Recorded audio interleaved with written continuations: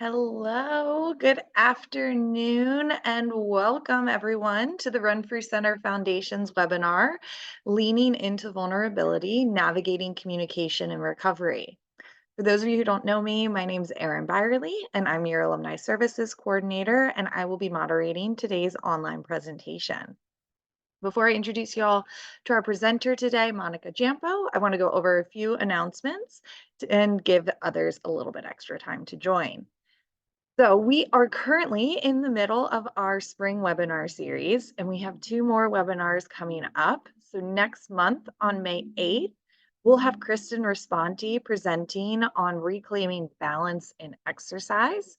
And then on June 10th, we'll have Jenna Patterson presenting on finding progress, not perfection in recovery. So you can check out more about these two webinars on our events page at runforcenter.com, register for them there, and see what other upcoming events and webinars we have. Speaking of other events, we are still hosting our residential alumni support group every month. The next meeting is scheduled this month for Tuesday the 16th from 4 until 5 p.m. And then in May, we'll be meeting on Tuesday the 21st. We are also really excited that we'll be hosting our first alumni panel discussion of the year on Monday, April 29th. That is happening from 7 till 8 p.m., so a nice evening slot. And we will be joined by 4 alumni panelists who will be talking about their experiences with change and transitions in recovery. And we'll be discussing as a group and taking questions from our attendees about kind of how to handle change and transition and what the experience with that has been like for these alumni. Then on Saturday, June 1st, we will also be hosting our annual virtual alumni reunion along with the staff from Coconut Creek and Spring Lane. So this event is a great way not only to get some extra support, especially over a weekend, but also to reconnect with those providers from residential treatment sites. In addition to these events, we are still also hosting our free weekly BIPOC and virtual outpatient group for college students and a host of other opportunities that can be site specific or virtual. So if you are looking for more specific support related to your life and recovery, I really encourage you to reach out to 1-800-RENFRU and learn a little bit more about what there is available to you. Any of the events we've talked about today, you can register for or learn more about at runfrucenter.com. Go click on the events page and then you can filter it for alumni. So definitely check those out, get registered for what interests you. And as always, if you feel like you need more support either at this time or in the future, please feel free to call 1-800-RENFRU and we are here to help you. So following today's webinar, we would love to have your feedback. You will be receiving an evaluation form via email that can be completed online.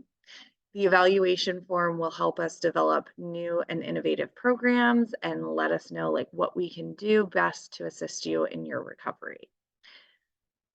We'll be hosting question and answer after today's presentation. You can submit your questions at any point in time by putting it in the chat or the Q&A function, but we will hold off on answering them until the end. Just make sure when you send in your questions, you're sending it to the panelists and not to everyone so that they just go to us.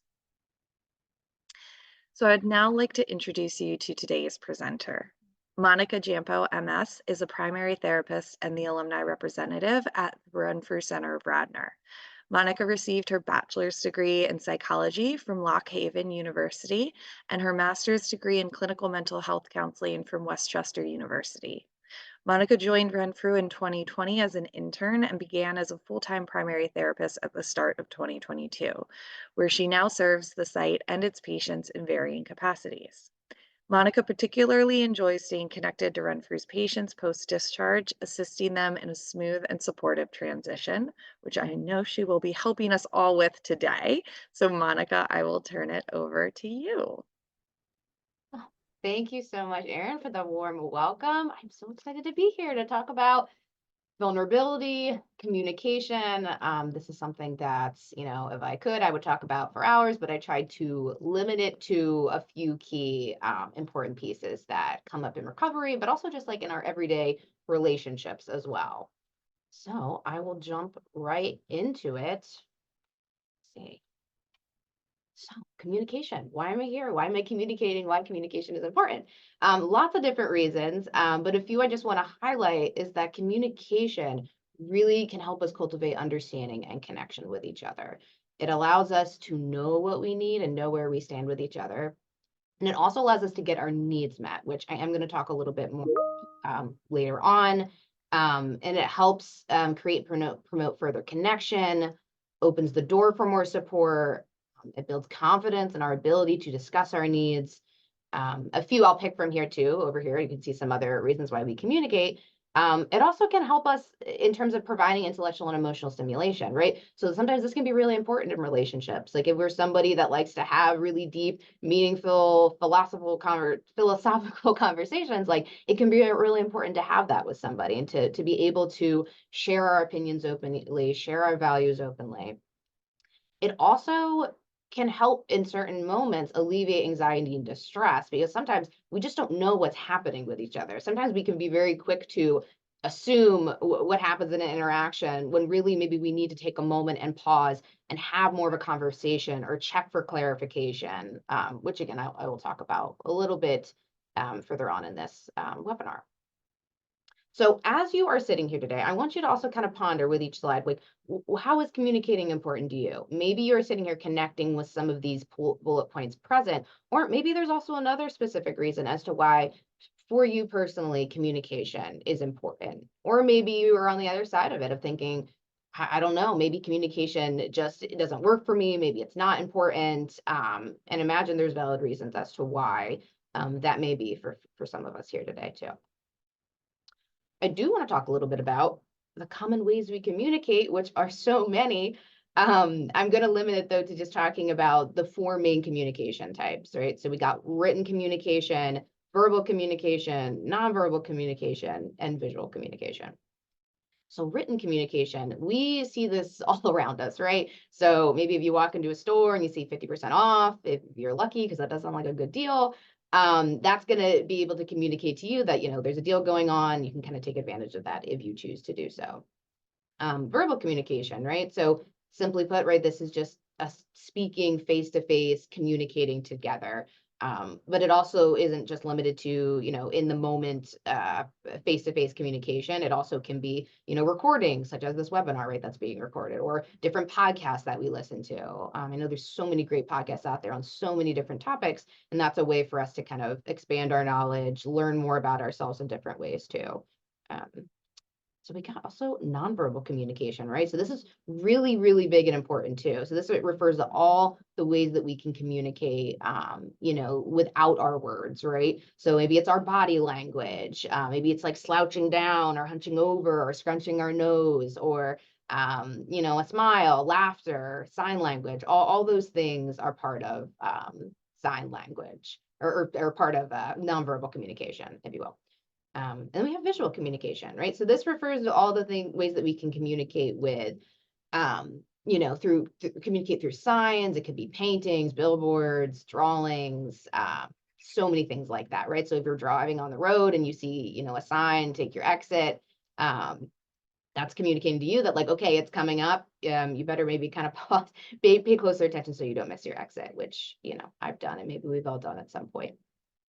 And also too, like I noted on here too, you can see there's so many different social media platforms currently, right? And there's so many different ways that we communicate, I think, using all of these different types, right? So if we're thinking about Snapchat, right, that's a little bit more visual, right? Like in terms of like, you're sending pictures, same with like Instagram, a little bit more focused, I think, on the visual aspect of it or the aesthetic of it. But there's also a whole mixture in there too, right? Because if you're on Instagram, right, or Snapchat, like you're also maybe sending videos and things like that. I know that's pretty big as well in different ways. So I'm just kind of thinking about for you, like, what are some of the common ways maybe that you communicate with people if it's, through social media, text, email, because yeah, we are in constant communication every day, even if we maybe aren't face to face with people. So, communication styles. So this is something I think is really important to also kind of think about when we are communicating with other people, and also just in terms of like how we walk into a conversation, right? So I want to talk about the four different types of communication styles. You may sometimes see more of like the passive, aggressive, or assertive, but I did want to put in here passive aggressive as well because I do feel like there's similarities, but there's a little bit of differences there too. So I'm going to do a quick run through of these, and we're going to watch a little video, and I can talk a little bit more in depth of each style, but just a quick run through. So passive communication. This is, when somebody maybe is a little bit more emotionally dishonest, a little bit more indirect, maybe more apologetic of things, not so much uh, not really quick to maybe kind of name how you feel in a situation, can be more blaming and pretty much putting every other people's needs over yours. Um, and then we got passive aggressive. So again, very similar, more indirect, self-denying at first, a little bit more, what's the word? Kind of like you may your body language doesn't really match what you're saying, right? So if you are saying agreeing maybe to going out to some to restaurant with a family, right, when you get back from treatment, maybe you're like, yeah, sure, I'll do it, but every part of you inside is like, oh my gosh, like I am not ready for this, I don't want to do this. So it can be confusing, right? Because then maybe it's coming off in different ways. Maybe there's supports that are reading maybe your body language and it's not really matching what you're saying. Aggressive, this is more pretty inappropriately honest in certain ways, so it can be more direct, can come off as more expressive, attacking, blaming, more so kind of putting their our own needs maybe above the other person's in the moment, which again we'll talk about in a little bit. And then we have assertive communication style. So this is being more appropriately honest, direct, really kind of being empathetic to both sides of the situation. I think this is really important too. So trying to be open to what the other person is saying, be very mindful of kind of how we're approaching that situation, and very clearly kind of expressing where you stand while being open to what the other person's saying. So I'm going to go ahead and share this little clip, kind of sums it up a little bit more. Hi, Chris. It's Jane, Mike's sister. So I was wondering if you would like to, I don't know. We are going to the game. Wanna come? No, let me try again. This is Jane. Ooh, remember me? What do you think? Too much? Effective communication is an important life skill that enables us to better understand and connect with people around us. There are three different types of communication styles: passive, aggressive, and assertive. Being passive is giving in and saying yes when you really don't want to, not asking for what you want, or acting in a particular way in order to be liked. People who act too passively often feel taken advantage of. They may begin to feel hurt, angry, or less confident about themselves. Another communication style is aggressive, trying to get your own way by putting someone else down. Leave little room for others to talk or disagree. Scowling facial features, large hand or body gestures, and/or invading someone else's personal space. People with an aggressive communication style may get their way, but many times they end up being disliked by others. An assertive style is a healthy choice between these two. Being assertive means giving people an honest no to things you don't want, refusing to use other people, and refusing to let others use you. Asking straight up for what you want without putting anyone else down. People who are assertive often find it easy to make friends.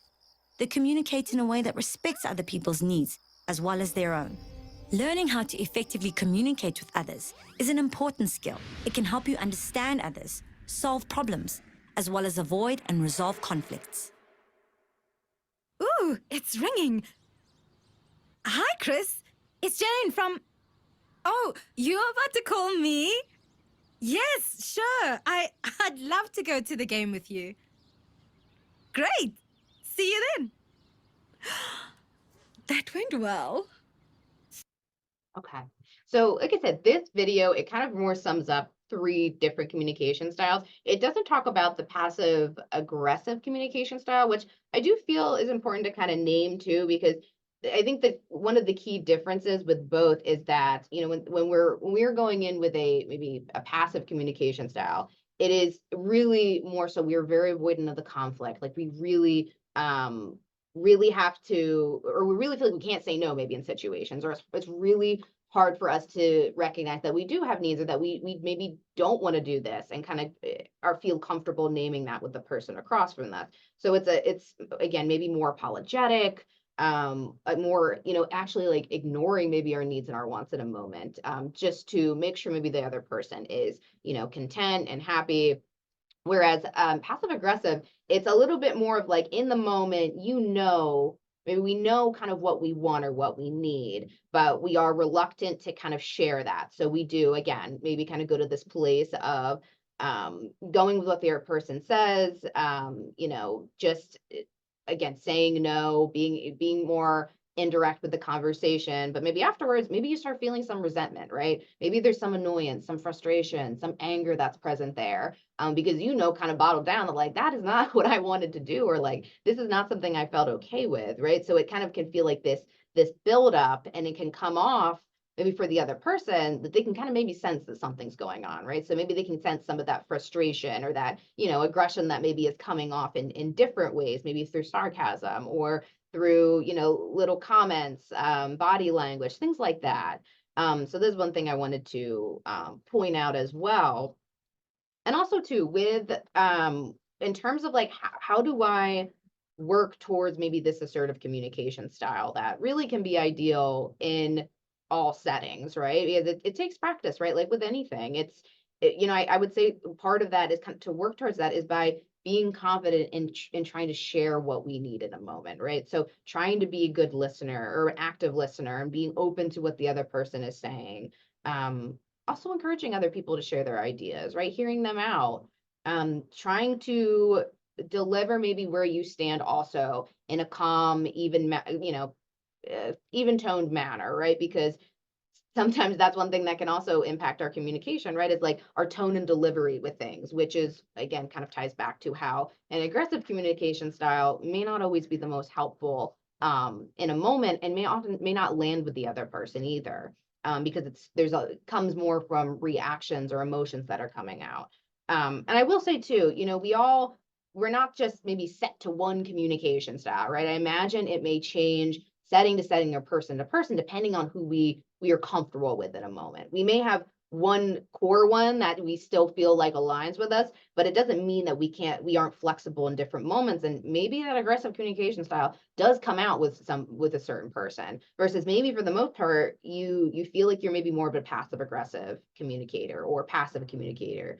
Or maybe you are pretty assertive, but sometimes you sway towards the passive aggressive communication style. So something just to kind of think of for yourself too, of like, what is your communication style like? Do you notice that, it is pretty consistent? Do you notice, if there's any barriers that come up in terms of communication styles between you and other people in your life? And that's actually going to be Hi, Chris. not that one. But that is actually something I want to talk a little bit about too, are just like barriers to communication, right? And this list too, this is a limited list. I'm sure there's plenty more that we could add to this that I don't have up here today, but I do want to kind of name a few as we go through.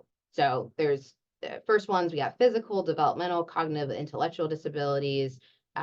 We got physical barriers, such as maybe it's time constraints, right? So maybe, for example, you and your partner are on 2 different shifts together, right? Maybe you work night shift, maybe they work, day shifts, and maybe you just don't have a lot of availability to connect with each other, right? So there's just not a lot of time to maybe prioritize and have those really important conversations, or have like quality time together. So all those things can be a part of it too. And also too, like different geographic locations or time zones.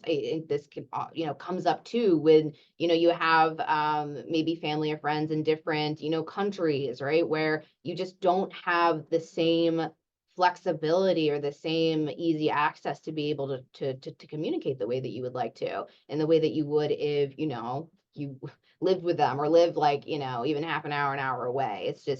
That can also be, I think, a very real barrier that comes up. And I also noted in here too, like thinking about, I know we're in 2024, but also thinking about in 2020, right? When the COVID-19 pandemic was present, like when we were social distancing, right? Like that also created a barrier in terms of communication and just separated us from people. And it was a disconnecting time maybe for some of us too, not being able to talk face to face with our loved ones. However, though, too, like I said, we had the ability to still be on social media, to text, to call, FaceTime, email. So we still had that ability to communicate. It just was a different way and an adjustment, for some of us for sure. So cultural too. So the cultural barriers, definitely something that can come up as well, in terms of like language barriers, cultural norms and values, right? And some cultures are more indirect with their communication, or some are more direct in how they approach different topics. Also, preconceived notions and stereotypes. So if we go into a conversation or with a stereotype or an assumption, we're kind of bringing in our own lack of awareness, right? And we may be bringing in, when we bring that in, those biases, right, or those assumptions, it can create already a disconnect, right, from the person, because we aren't giving that person across from us the opportunity to really kind of share where we're at. We're already kind of jumping to our own thoughts of where they're at, how they feel, what's going on, right? Because we may have in the back of our mind some of our own, preconceived notions about a person in front of us.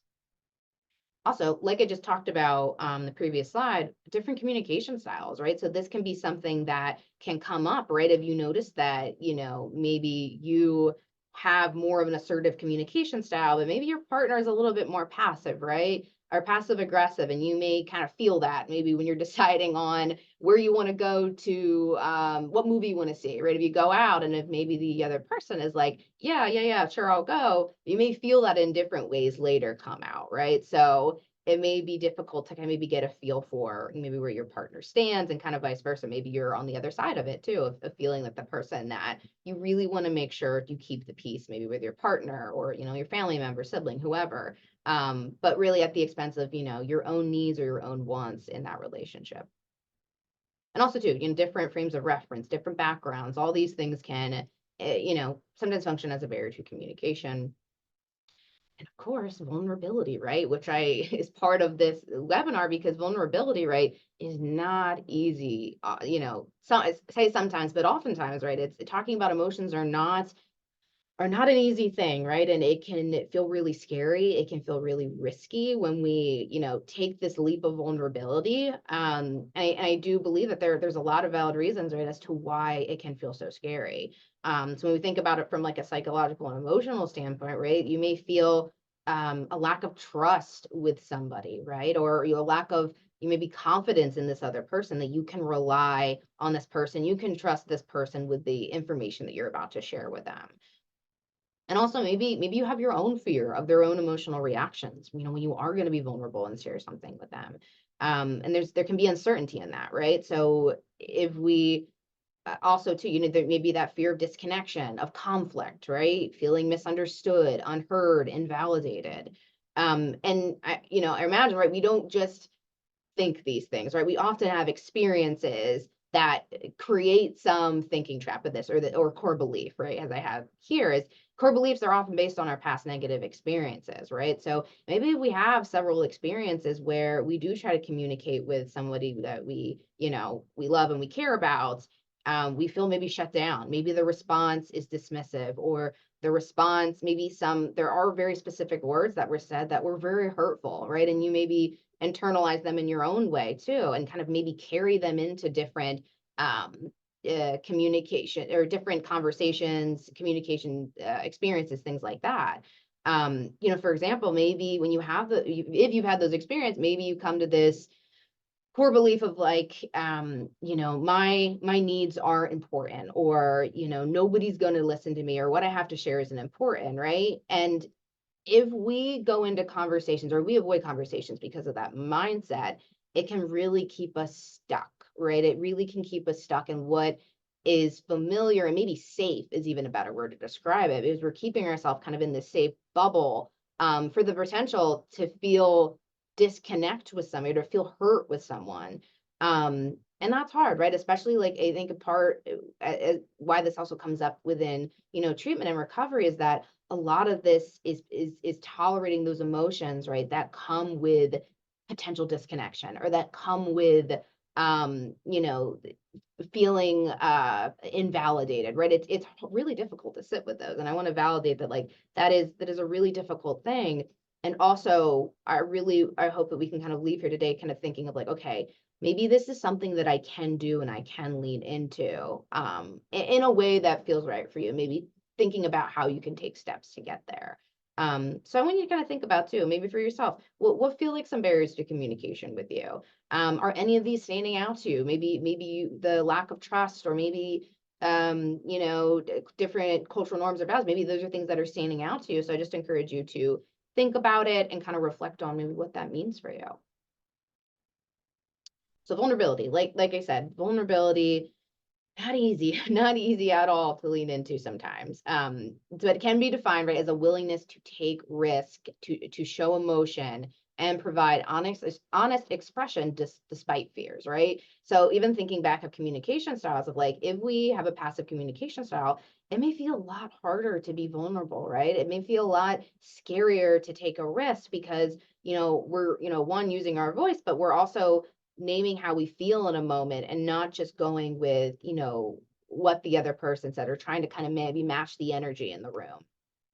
But vulnerability, although it can feel really scary sometimes, like, it really can allow us to, first off, readily admit mistakes, right? To name when we're wrong, or to hold ourselves accountable to that, right? And part of that, again, comes with being able to lean into, if we do make a mistake and we feel guilty. Guilt is such a normal emotion to feel in certain situations, and it can match the context of a situation, right? So if we do something that doesn't align with our values, it makes sense, or we hurt somebody too, and we didn't want it to land that way, it makes sense that we want to correct the situation and do better, and have those difficult conversations.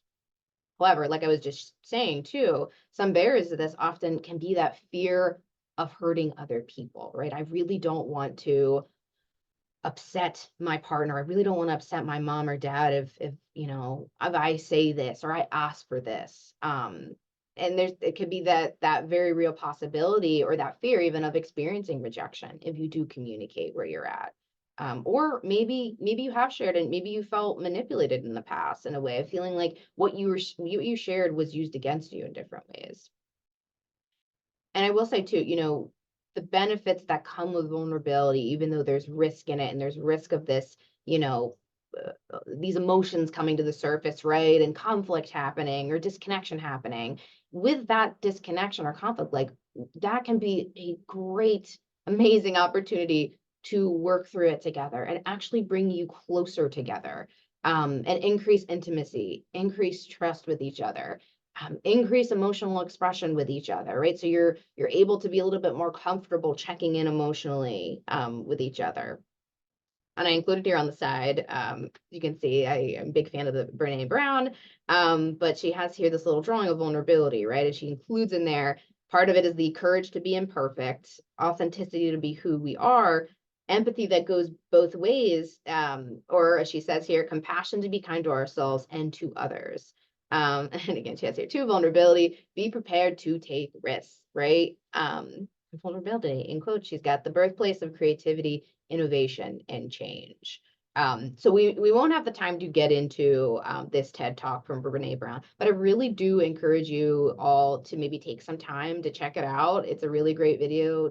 She talks at length about the power of vulnerability, and it's really pretty cool to hear. So I just would encourage you to take time to check that out. And we can also share the link if you're interested. Like Erin said, we have all of our contact information, so please let us know if you'd like that, and we can send it your way. Okay, so what role do vulnerability and communication play in your recovery? You may be thinking of, like, okay, how does this apply to me, my recovery, my life, in different ways? So just to break it down a little bit, right? Like kind of what I was sharing earlier, the different types of communication, two big ones, right? Being nonverbal communication. And then we also have the verbal communication, but also written and visual communication. So the four are there, right? So with nonverbal communication, right, we also wanted to look at this, from a very trauma-informed lens in the sense that like all forms of communication can be effective, right? There can be times where they are ineffective, which, I'll get into in just a few moments. But like thinking about too, maybe patients or people who are neurodivergent or have physical, cognitive, emotional, developmental disabilities, nonverbal communication can really function as a really effective form of communication, and really the primary one that helps people understand where they're at and helps them connect with other people. Some examples could be sign language, braille, body language, facials, right? And the list goes on there. So this truly can be a really important and necessary form of communication for most people too. But what I also want to talk about is how nonverbal communication in recovery, right? Or, when you're in eating disorder recovery, it can at times function as an emotion driven behavior, right? Or an EDB for short. And this may be familiar for some people here. But EDBs are a normal part of the of the human experience, and I can't emphasize that enough. Like we all engage in EDBs. They aren't this huge negative thing. It's really just you were responding to an emotion, right? So behaviors they can include binging, isolating, maybe self-harm, crying, smiling, jumping up and down, maybe it's hiding under a blanket, poor eye contact. The list really goes on. There's so many different ones, and there may be your our own specific EDBs that are more connected with your eating disorder recovery, right? So maybe kind of thinking about what those are for you.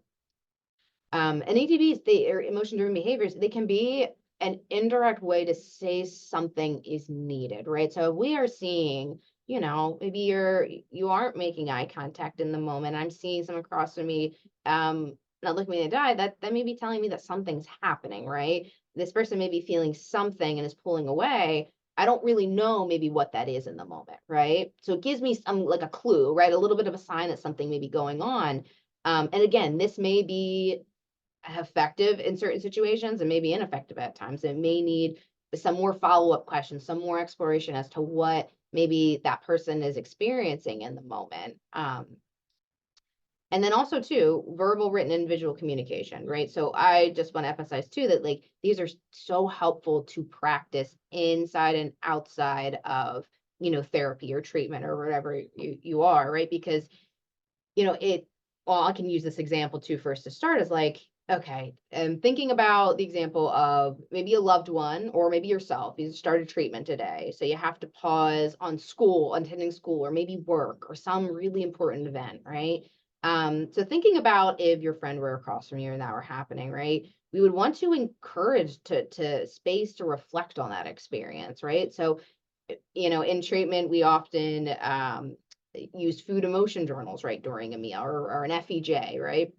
So this is a great space or a great tool really to kind of process, okay, what am I experiencing? What were some of my earlier antecedents or triggers? How am I responding? Like, what are my thoughts in the moment? What am I feeling physically? What are my urges? What are my behaviors? What's coming up for me in the moment? So it gives the other person or yourself an opportunity to reflect on what's happening internally, and to kind of to name it, right? Because once we can name and label that emotion, it provides more space to name the function of why we're feeling that emotion or the function of that emotion in general. And also lean into that action tendency of the emotion, right?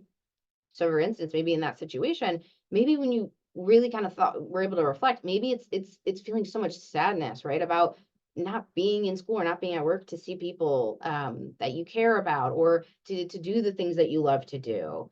And then also too, the function maybe of sadness in that moment could be that you're really missing friends, you're really missing that connection. And it's really hard, right? It's showing that you really care about your friends, you care about that space and you really value it.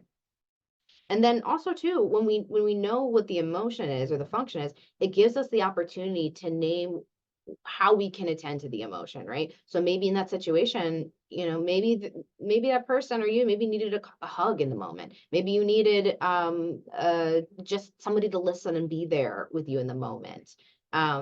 Maybe you needed some of that connection, right?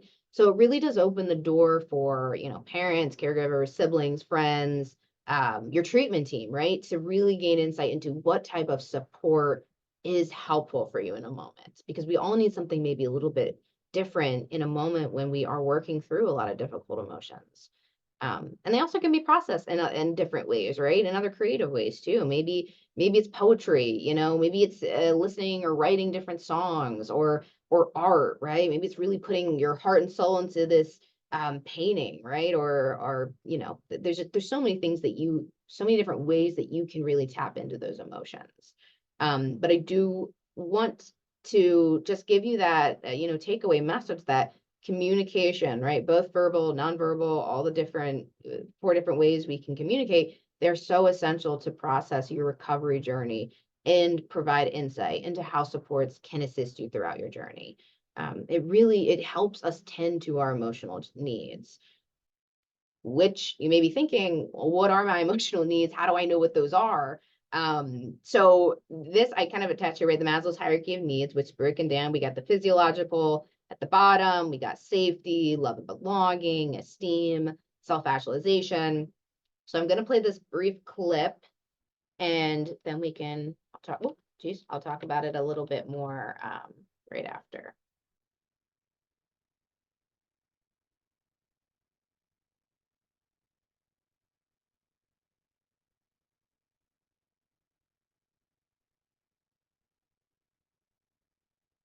Well, it may take just a second to.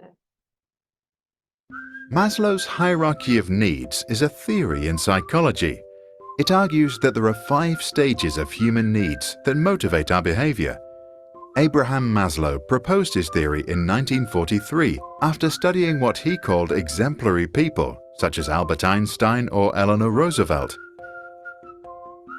First, there are physiological needs, such as the need to breathe, eat, drink, or sleep. The moment we get enough of that and we feel awake and our bellies are full, we get motivated by the next thing. Now we want safety. We try to earn money, build up resources, and look for shelter that protects us against dangers. Once we are satisfied and feel safe, we have time to think about what we want next. At stage 3, we seek love and belonging.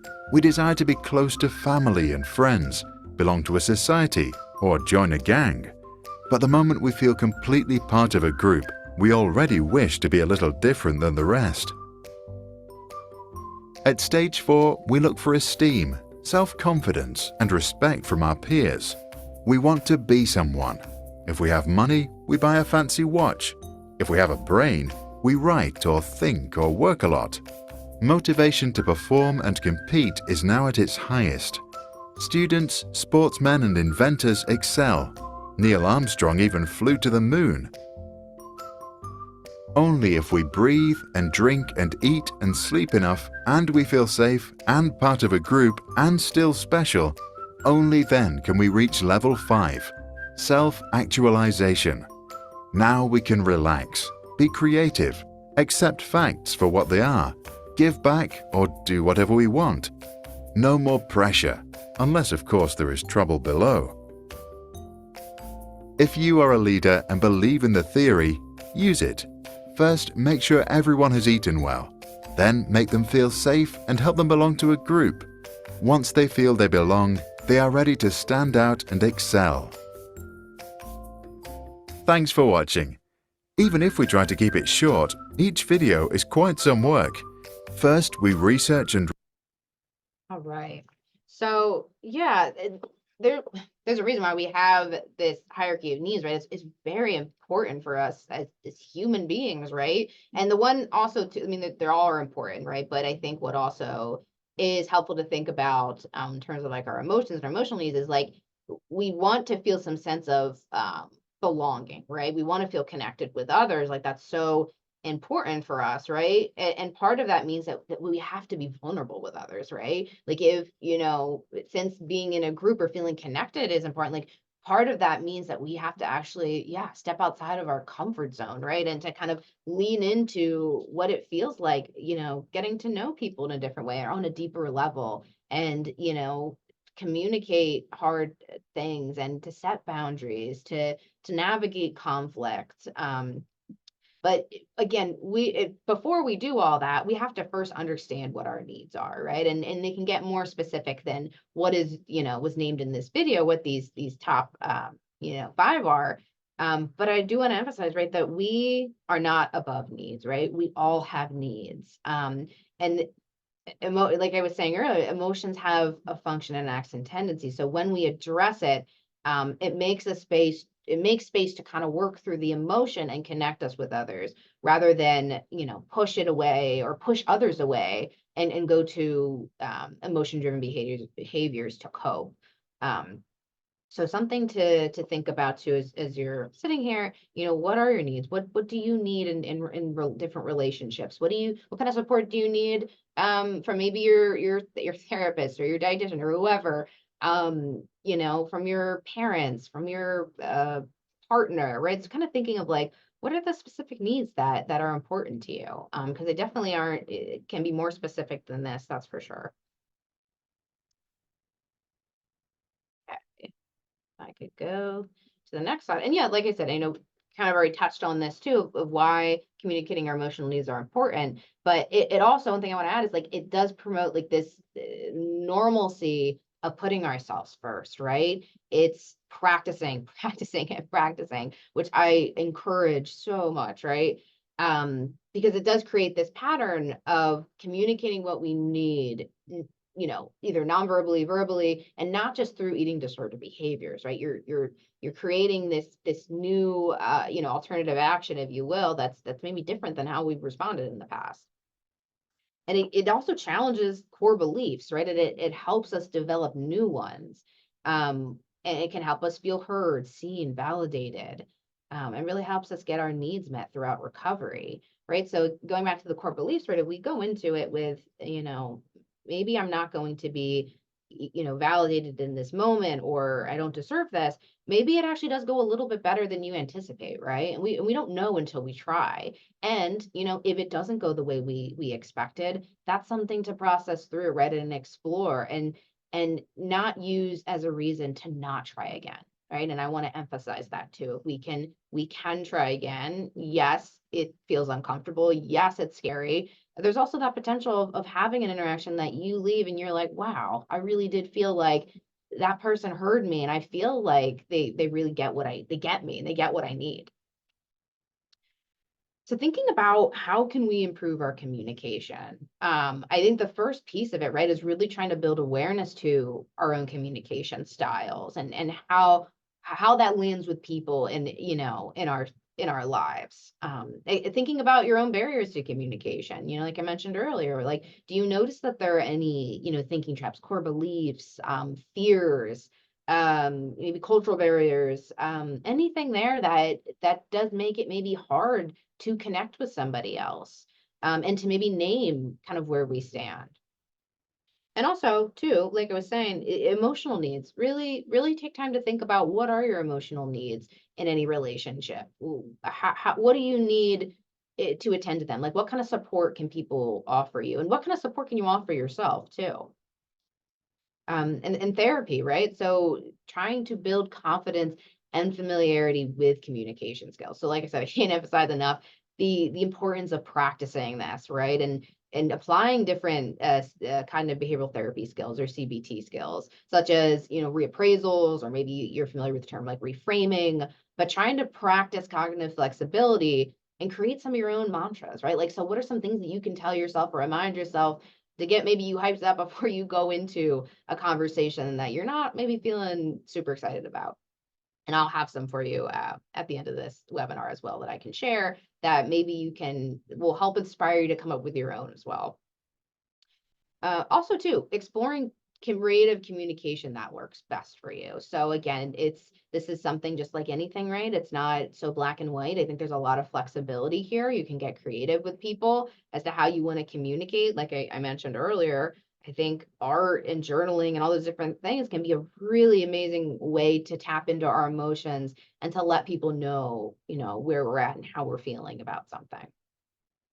Also, like y'all are doing today, right? Using your resources. So attending or listening to different webinars, groups, workshops, podcasts. Maybe, if you're sitting here thinking of maybe boundaries or conflict, of like, if that does feel like a barrier of this fear of conflict, maybe that's something to explore more, right? Of like, how can I work on this in terms of conflict? How can I approach conflict? And how do I navigate that? So maybe kind of thinking of there's any additional extended topics that you would want to explore in different ways. Maybe that's reading articles, books, other educational literature. And also too, not just exploring an individual therapy, maybe these different beliefs or different stuck points. I think it can be a great way to practice maybe some mock exposure scenarios. So maybe going over with your therapist of like, okay, I have to have this hard conversation maybe with my boss, and I feel really anxious about it. So maybe you do a little bit of mock practice there. And also too, or maybe with even your spouse, your spouse, your partner, you're doing some mock practicing individually, and then maybe you take it to that next level of, family or couples therapy, and you're really like doing it in the moment, right? Again, scary, but also gives you both the opportunity to connect with each other and maybe share both sides, work on some conflict resolution skills. Can be a really, really great resource to kind of like think about and just consider for yourself. And also encourage you to lean into exposing yourself to opportunities that challenge you to communicate. I don't think I can emphasize that enough, because I recognize that it's not an easy thing. I think there's so many emotions that come with it. But this can be something that, again, helps us get our needs met, helps open this new way of communicating and connecting with others. And it challenges maybe different eating disorder behaviors, right? And it's really empowering your voice, right? It's really empowering that, healthy voice coming out, that your sense of self, and it just, there's a lot of great things that can come with it. But yeah, just would encourage you to all kind of lean into that. And keeping in mind, I do want to preface that, will communication always be well received, right? Not always, which some of you may be sitting here thinking like, yeah, like that definitely maybe that hasn't happened for me. And I want to say still, there is room to grow. There is room for change, right? I want to encourage you to give yourself more opportunities to lean into vulnerability, and communicate your needs and emotions with others. Also give yourself time and grace in that process. I was saying earlier, like taking little steps to get to some of these places. It doesn't have to be this big jump or this huge step, right? We want to maybe focus on little steps to get there, and maybe kind of explore what those little steps are for you. And also too, get time and grace to repair any disconnection that does come with communicating different things, right? So maybe it is having, a family or a couples counseling session, or something, some kind of intervention where you're really addressing the disconnection, right? You're really making space to explore how you both feel in it, right? And make space to actually come together, maybe even stronger after that. And lastly, like I mentioned before, give yourself the chance to create new core beliefs about communication with others. And I recognize sometimes core beliefs can feel so deeply ingrained in us that it's hard to imagine a life where they're not there, right? And maybe we get to a place, right, where they're doled out a bit, and we also are like making space for different core beliefs. Oh geez, sorry about that. I keep going off the track there. But I'll scroll back. But I do want to leave you with a few different, like I said earlier, different mantras, different reappraisals to think about, as you are going into, initiating different conversation or different communication. So maybe these are some of them, right? So I'm not gonna read all these, but I'll pick out some. But okay, so I can feel scared and still speak my truth. So I think that's really important to think about when you're initiating these different, forms of communication, that your emotions are valid in it, right? There's reasons why you're feeling the way you're feeling. And you still can take action, right? We still can do those hard things, as much as scary as they are, right?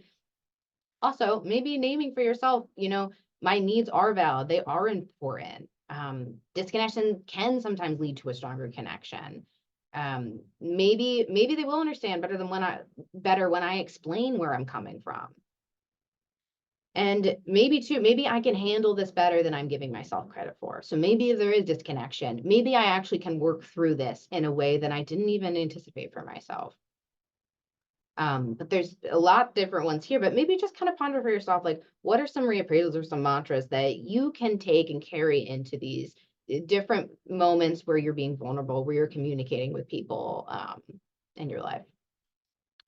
So I will leave you all with, again, another Brene Brown quote. So daring greatly means the courage to be vulnerable. It means to show up and be seen, to ask for what you need, to talk about how you're feeling, to have the hard conversations. And on that note, we will transition to questions and answers. Thank you all. Thank you, Monica, so much for giving us that insight, because I feel like one, you were all about the Brene Brown, which I love that TED talk, and like go back and rewatch it myself just to be like, okay, I need my refresher on vulnerability and leaning in.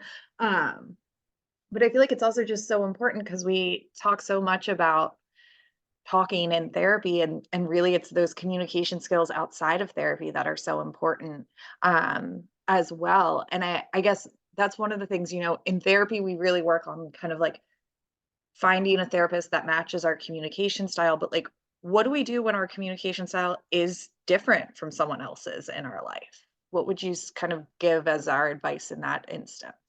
Yeah, no, that's a great question. And so yeah, that is a very real thing that can come up, right? Maybe in therapy too, of having a different way of communicating, different communication style. And it may be really hard to be in that experience, right? Because it's different, right? You may feel the disconnect there. Like I said, maybe it's with a partner or with a family member. I want to also normalize that, we aren't expected to all have the same communication styles, right? There's a reason why there's different ones. We're all just, humans, and have different, approaches, different responses to things. And I think that's normal. And I would say with that, I think I think a piece of it is bringing awareness to what both of your styles are, and kind of naming that together, exploring that together, and checking, I think, especially for understanding, like I said, if maybe there's more of an aggressive style, or more direct versus maybe more passive, more indirect. Maybe just kind of checking to see where each other's at in those situations, right? So really trying to check for clarity, try to be open, check for understanding, see what's working and what's not. I think too, with any of these communication styles, there's always room for growth, right? There's always room to improve the way that we communicate so it's effective, so that we're getting our point across clear, so that the other person is understanding us. So I would really just say to kind of just be curious as to what your style is, what the other person's style is. Put a name to it, maybe talk about it, have those open conversations about, when maybe it's tone and delivery, like I said earlier, when it's said in this way, maybe the whole message isn't really being understood because we're hearing more of the tone, or the sarcasm, or the way that it's executed. So I don't know if there's really like a straight or simple answer to that, other than to be curious, to have those conversations, to talk about it with each other. Yeah, and I think it's so important to like keep that curiosity also, because we think about it, thinking about Maslow's hierarchy of needs, like there are times when those communication styles change for like different reasons, where it's like, okay, I didn't get as much rest last night, and I'm realizing I'm getting a little bit more aggressive in my communication style and not so much assertive. Right. Um, and like you said, like having that curiosity and that openness with, okay, how is this coming across right now, both for me and also for the other person? Like even asking, like, are you hearing this as more aggressive? Are you hearing this as more assertive? Kind of having those communications. Yeah. Mhm. What about, we're asking a lot of people with vulnerability. Like vulnerability is not easy for any of us. And I think if anyone takes the time to watch the Brene Brown TED Talk, that's one of my big takeaways always is that, everyone struggles with vulnerability. It's not something unique to someone that's gone through eating disorder treatment. How how do we kind of almost like hype ourselves up or let ourselves be vulnerable with others when maybe it's even hard just to be vulnerable or honest with ourselves? Yeah.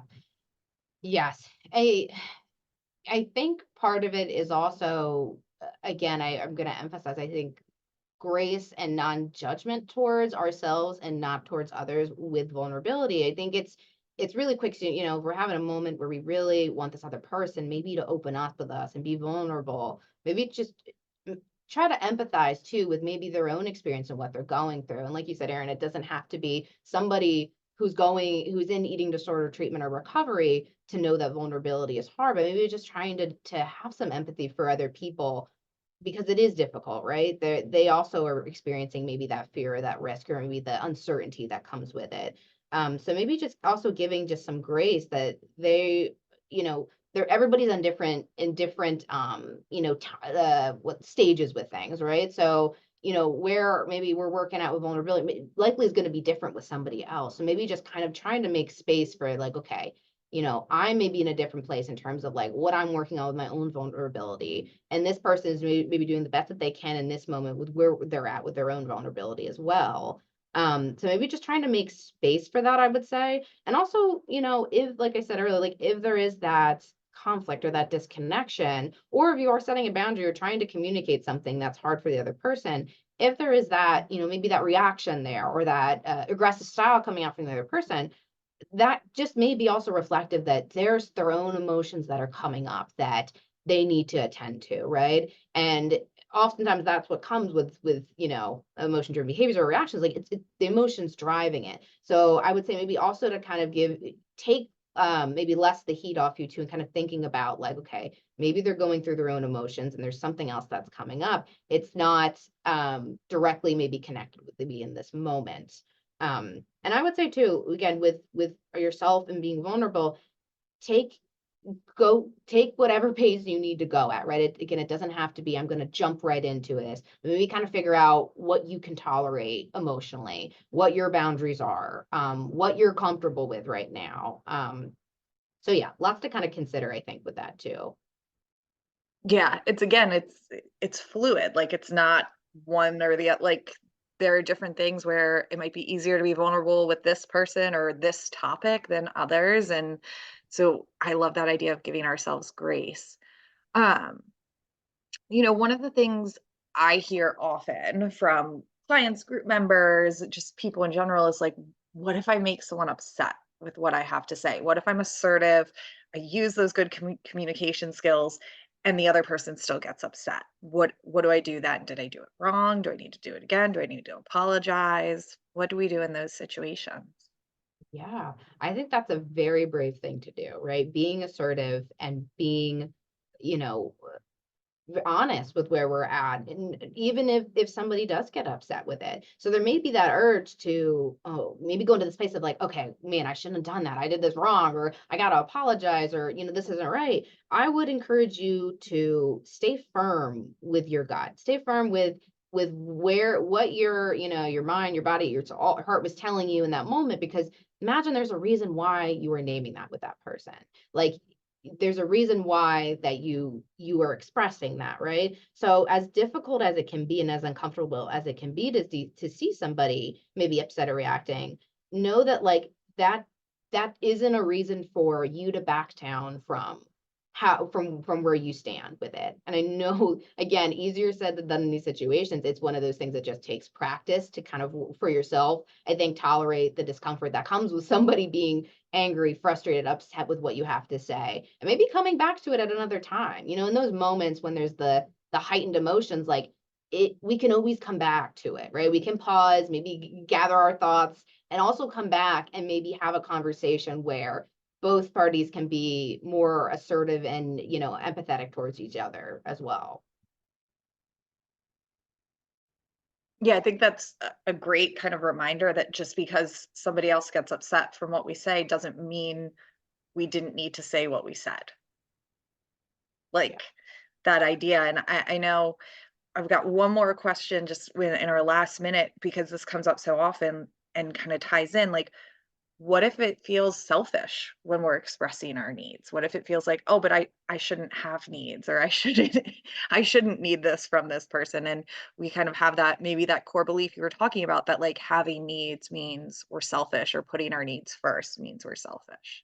Yeah, yes, that is something that we hear often too. And I will say that it is okay to be selfish. That may seem like, oh, just an uncomfortable thing to sit with and to be with, of like, it's okay to be selfish. We need to put ourselves first sometimes, and we do have needs, right? Even if maybe, like, again, we may have those core beliefs that, we don't deserve to have those needs met.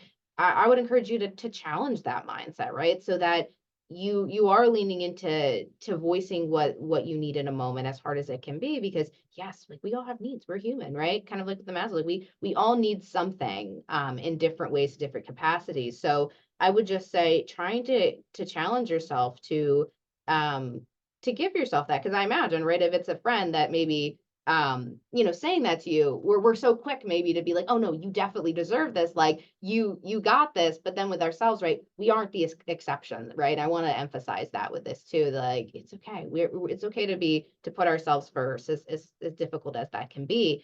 So I just encourage you to practice that for yourself, as like a maybe an act of self-care for yourself. Give yourself what you need to put yourself first.